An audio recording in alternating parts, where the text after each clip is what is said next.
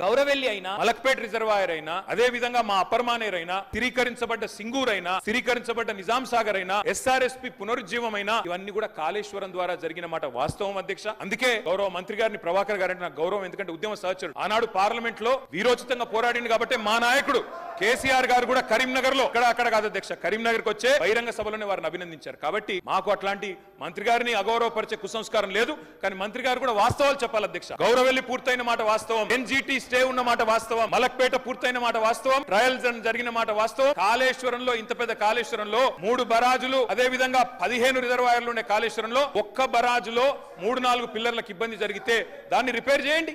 ఇప్పుడే మా గౌరవ పెద్దలు కడియం శ్రీహరి గారు డిమాండ్ చేసినారు, దాన్ని రిపేర్ చేయండి. రైతుల మీద కోపం పెంచుకోకండి.